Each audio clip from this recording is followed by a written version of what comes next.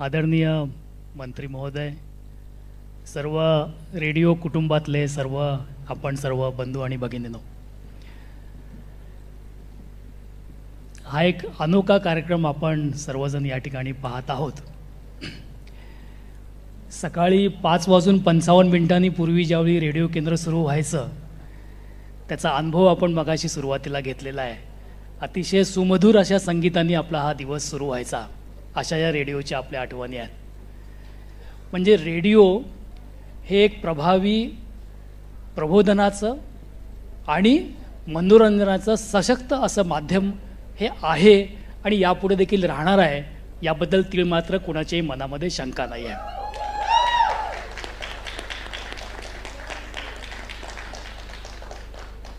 भारत देश स्वतंत्र झाला ही उद्घोषणा सुद्धा रेडिओ केंद्रातून झाली होती।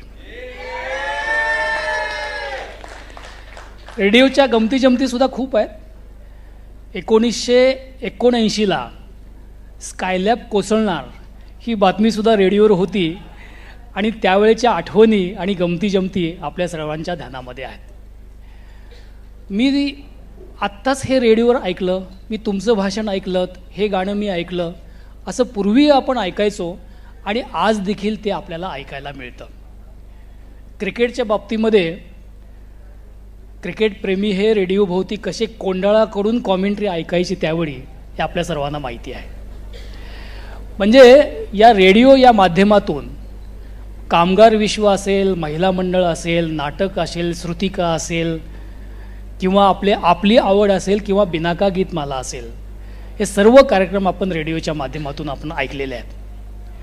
देशाला कोणताही संदेश द्यायचा माननीय पंतप्रधानांनी पहिलं माध्यम हे रेडिओ असायचं आणि आज देखील आपले पंतप्रधान श्री मोदीजी मन की बात हे रेडिओच्याच माध्यमातून आपल्या सर्वांशी संवाद साधत असतात।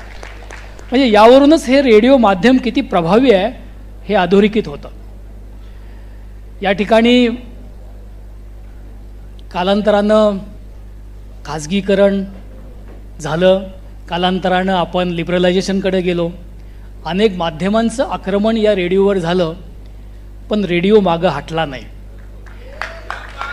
त्यानं आपलं कात टाकली आणि नव्या रूपामध्ये आज रेडिओ या ठिकाणी आपल्याला पाहायला मिळतो।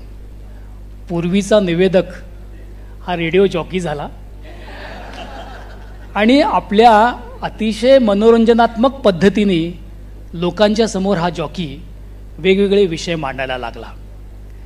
त्याच्यामुळं ही अत्यंत आनंदाची बाब आहे की महाराष्ट्रामध्ये आज आकाशवाणी तर आहेच, पण आपले 16 FM चॅनल हे 60 केंद्रांच्या सोबत काम करत आहेत राज्यामध्ये।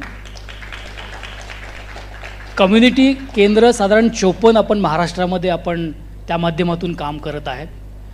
आणि हे सगळं होत असताना केवळ रेडिओ केंद्रच नाही, तर या रेडिओ केंद्रामध्ये काम करणारे कलाकार, तंत्रज्ञ, निवेदक हे सर्वजण या क्षेत्रामध्ये काम करतात, म्हणून हे रेडिओ माध्यम हे सशक्त बनत चाललेलं आहे।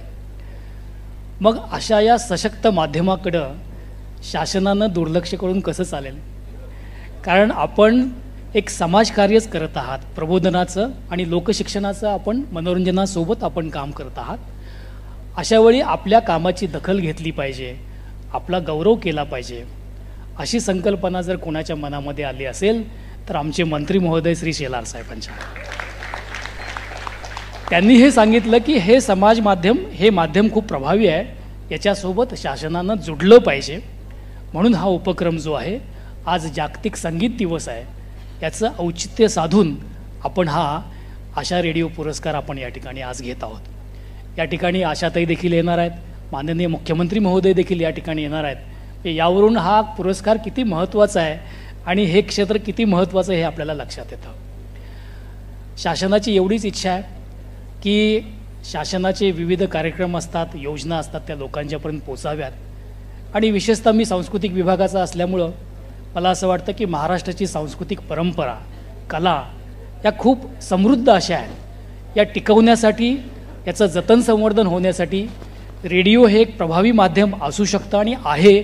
म्हणूनच आम्ही सर्वजण आपल्यासोबत एकत्र मिळून यापुढे काम करू इच्छितो। नमस्कार, धन्यवाद।